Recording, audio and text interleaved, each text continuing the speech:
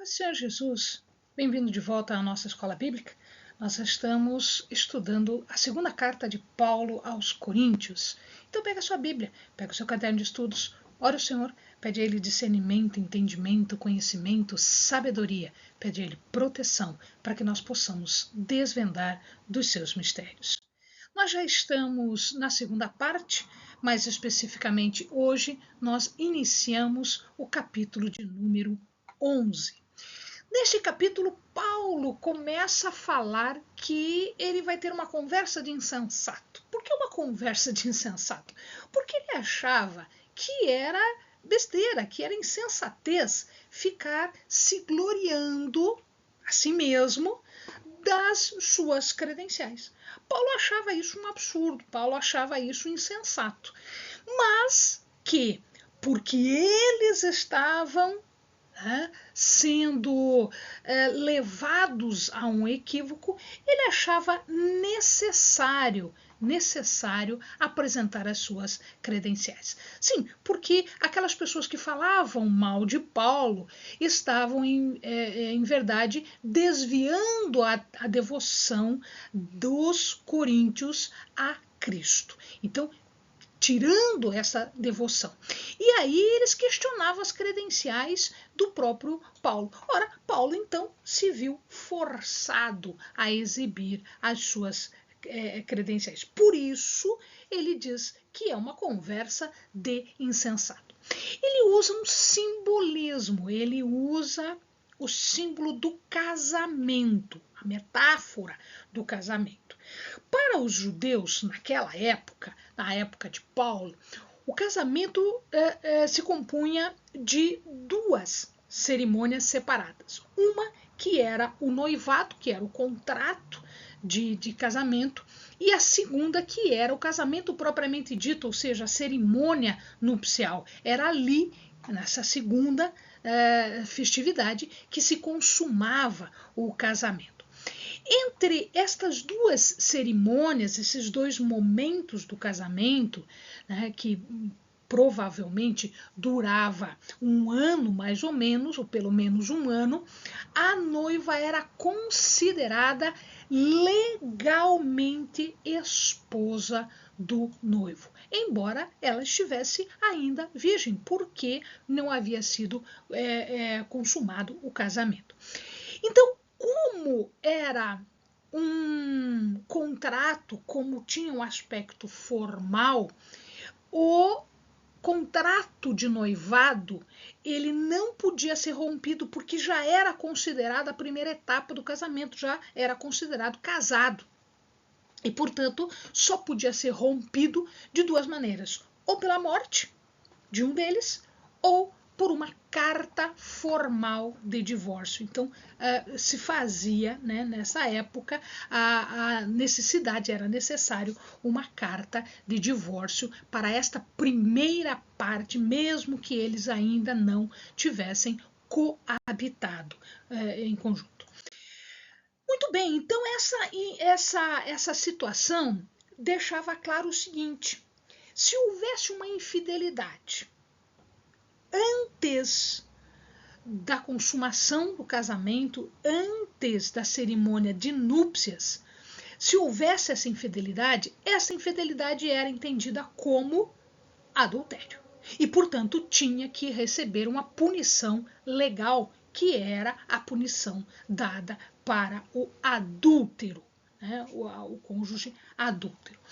Ora, Paulo, como apóstolo, ele se considerava pai, ele se considerava o responsável. E, portanto, ele tinha a obrigação de assegurar que a noiva fosse apresentada a Cristo, que é o noivo. Então ele usava esta metáfora, a metáfora do casamento, o simbolismo do casamento, a noiva a igreja, o noivo Cristo. Se a noiva tivesse infidelidade, era adultério. Portanto, punição de morte, punição legal. Então, Paulo tinha a obrigação, ele tinha uma responsabilidade de apresentar a noiva, a igreja, a Cristo, o noivo, né, nesta cerimônia nupcial, quando o casamento ia ser consumado. Quando o casamento ia ser consumado? Na parousia de Cristo. O que é parousia mesmo? É a segunda vinda de Cristo. Muito bem. Então, esta ideia de Paulo, era por isso que ele tinha bastante cuidado com as coisas do Senhor. Paulo diz aqui que, aproveitando essa situação toda, ele diz que as mentes dos coríntios tinham sido desviadas. Eles estavam endurecidos, eles estavam com cegueira mental. E, portanto, Paulo então se preocupava com o engano que estava sendo pregado, né, por esses falsos mestres. E ele compara agora com uma outra situação, não com o casamento, mas ele compara com o que aconteceu no Jardim do Éden, quando a serpente engana primeiro Eva. Então, ele diz o seguinte: ora, a serpente enganou Eva, e Eva, né, teve a sua mente penetrada por este engano, por essa falsa ideia, esse falso ensinamento, né? E ela negou, portanto, a palavra de Deus. É a mesma coisa que está acontecendo aqui. As mentes estão sendo desviadas por esses hereges, por esses falsos mestres que pregam um outro Jesus, um outro evangelho, substituindo o evangelho da cruz, o evangelho do Senhor, por um evangelho que eles mesmos fabricam, eles mesmos fazem. Amados, essa é a sutileza do inimigo, do nosso inimigo. Quando ele não consegue nada na violência, ele vem com estratégias, sabe, fantasiosas e sutis. As nossas mentes são o alvo principal da serpente, do inimigo, de Satanás. Nós precisamos tomar cuidado com as nossas mentes. Nós precisamos tomar cuidado com os ataques do inimigo. E como é que nós cuidamos disso? Como é que nós fazemos para não sermos desviados da verdadeira lição de Cristo? Lendo a palavra, estudando a palavra, ler. Até que, num determinado momento, quando nós ouvimos alguma coisa, pera lá, isso aqui não está na palavra, isso aqui não é ensino. Isso aqui, esse ensino não está certo, esse ensino está errado.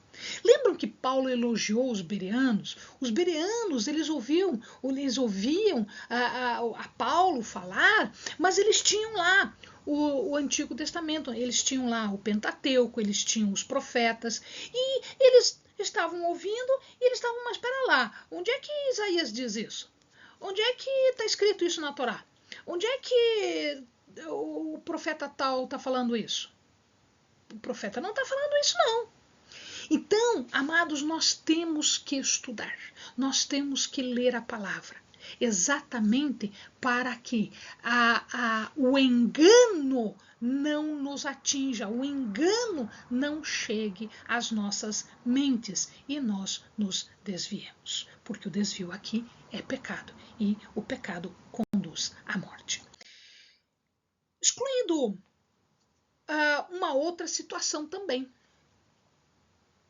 Estes falsos mestres pregavam prosperidade, pregavam só coisas boas, pregavam com bastante eloquência, né? O que é isso? Eles tinham retórica, eles tinham eloquência. O que quer dizer isso?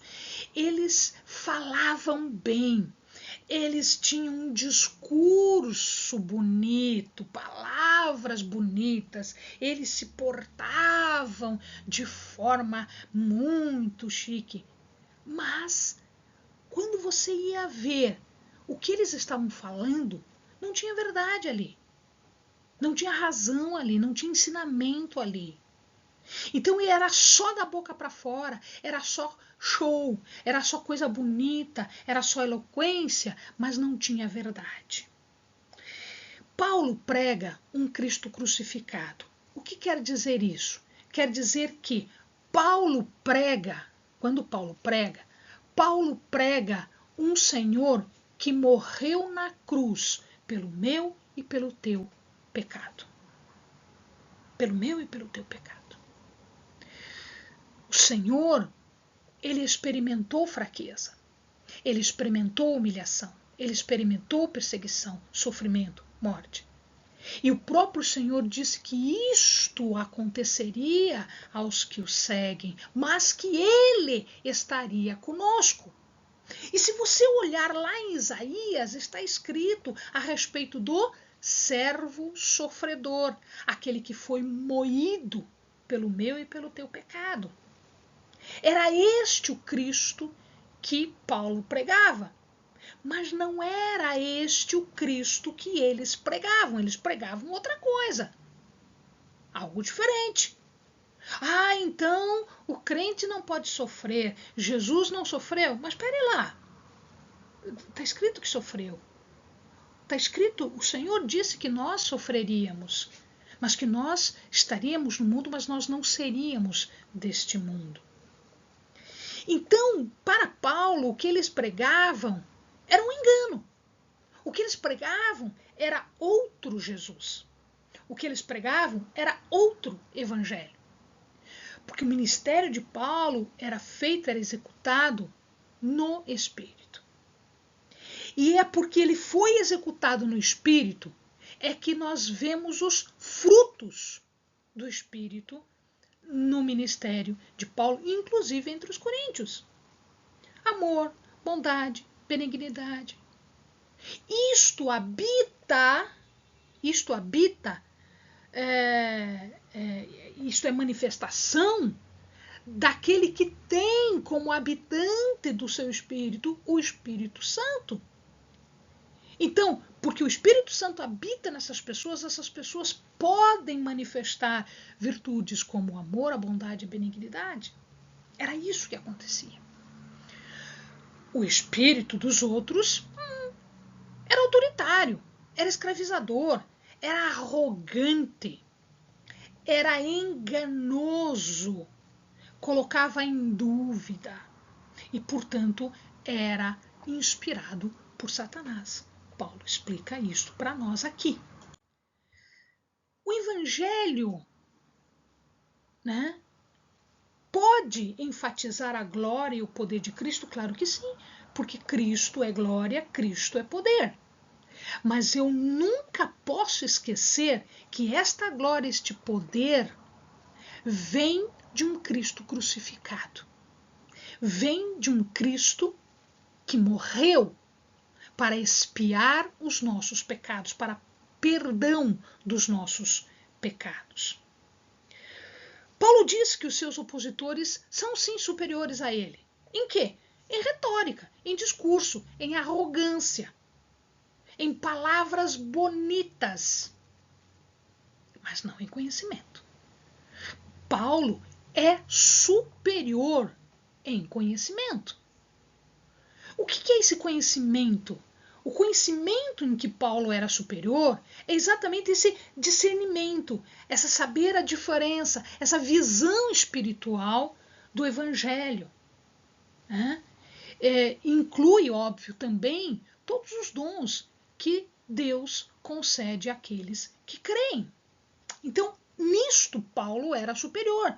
Não na eloquência, não na retórica, não no discurso, não na aparência, não na arrogância. Isso eles eram bons. E aí eles criticavam Paulo também por uma outra coisa. Você não pede, você não aceita remuneração financeira. E por que você não aceita? Eles dão as suas razões. Eles dizem, Paulo não aceita, nós estamos afrontados por isso. Afrontados. Afrontados por quê? Porque você não aceita dinheiro nosso, mas você vai trabalhar de artesão, de fabricador de tendas. Isso para eles era degradante. Um mestre, um filósofo, ele não trabalhava. A função dele era ensinar e filosofar. Tudo que ele fizesse diferente, para eles era degradante, era humilhante para eles. Outra coisa, você não aceita porque você não me ama. Você não nos ama e, portanto, você não aceita o nosso dinheiro. Bom, quanto a isto, Paulo responde. Ele responde com uma pergunta. Ora, então é pecado que, por amor à pregação do evangelho, sem custo nenhum, eu tenha me humilhado em trabalhar manualmente para que vocês recebam o que é de melhor da palavra de Deus, dos ensinamentos de Deus, e sejam exaltados e sejam salvos? Isso é pecado? É pecado isso, então? É pecado, então, que eu despojei é retirar, é aceitar um sustento de outras igrejas, como, por exemplo, entre os filipenses. Né? Eu aceito dos outros pelo trabalho que eu faço em Corinto, e isto é, portanto, pecado? Eu aceitar deles para fazer um trabalho aqui com vocês? Então é isso? É isso porque os filipenses suprem o que me falta? O que é suprir o que falta? Bom, Paulo trabalhava, mas o dinheiro que Paulo fazia não era suficiente para ele ter assim uma vida cômoda.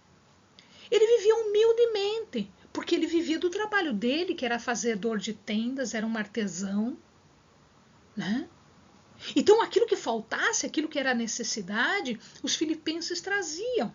Quem são os filipenses? Os filipenses são os habitantes de Filipos, na Macedônia. Num vídeo anterior eu mostrei um mapa, a Macedônia fica um pouquinho mais para cima, tá? E lá nós temos Tessalônica, Bereia, Filipos, e um pouquinho mais para baixo fica a Acaia, onde está Corinto. Corinto é a principal cidade, o centro administrativo da Acaia. Ele tinha orgulho de ministrar a palavra de Deus de graça. Mas ele não entendia porque isso era visto como uma afronta pelos coríntios. Né? Não era uma afronta. E ele podia, com o dinheiro que ele recebia de fazer tendas e pelo que viesse sendo suprido pelos filipenses ou pelos macedônios, ele não precisava ser pesado aos coríntios. Não era falta de amor, não, meu amado. Não era falta de amor.